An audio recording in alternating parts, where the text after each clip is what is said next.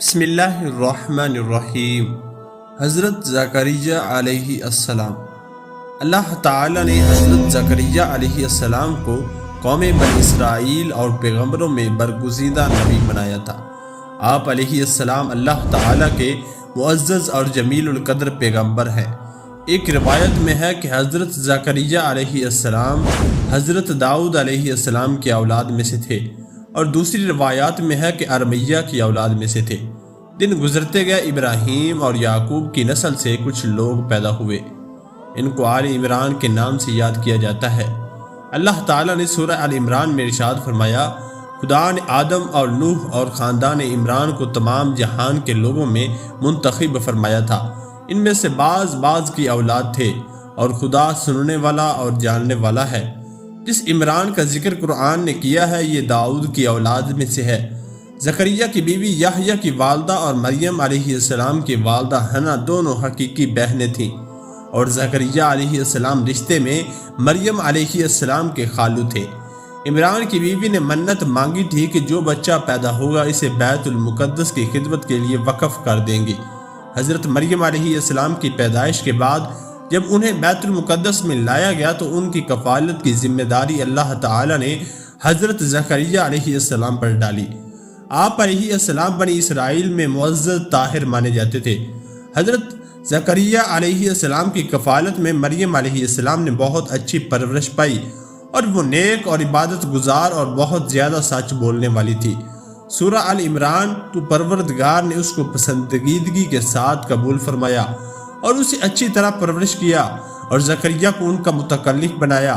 زکریا جب کبھی عبادت گاہ میں اس کے پاس جاتے تو اس کے پاس کھانا پاتے۔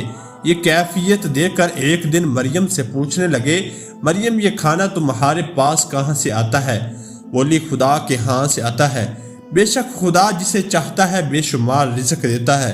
بخاری و مسلم، ترمذی میں اور نسائی کی حدیث ہے، آپ صلی اللہ علیہ وآلہ وسلم نے فرمایا، وہ اپنے زمانے میں مریم علیہ السلام سب سے افضل عورت تھی، اور اس امت میں خدیجہ رضی اللہ تعالی عنہا سب سے افضل عورت ہے۔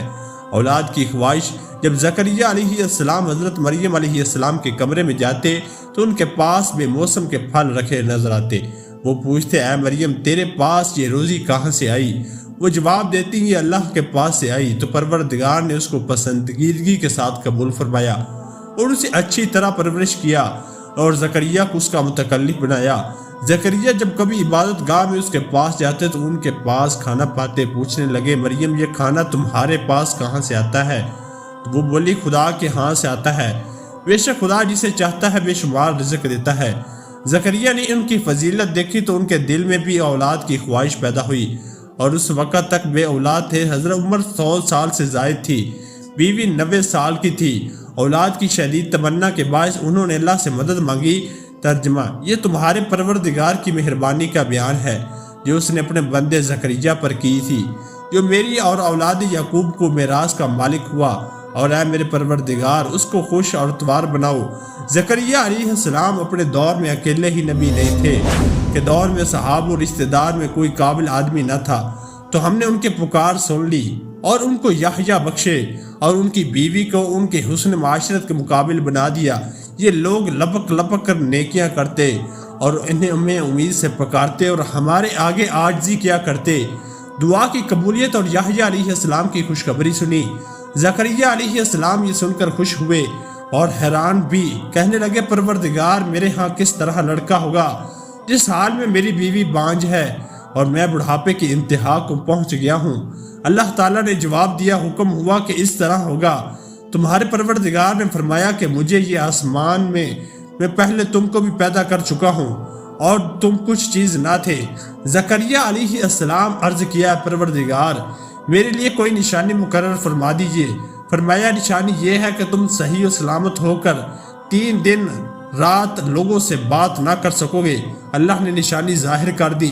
چنانچہ جب وہ وقت آیا کہ آپ علیہ السلام بول سکتے تھے مگر بول نہ پائے، اور صبح و شام اللہ کی عبادت میں مصروف رہتے، یہ نشانی تھی کہ ان کے ہاں بچہ پیدا ہونے والا ہے۔ پھر وہ عبادت کی اجرت سے نکل کر اپنی قوم کے پاس آئے تو ان سے اشارے سے کہا، صبح و شام خدا کو یاد کرتے رہو۔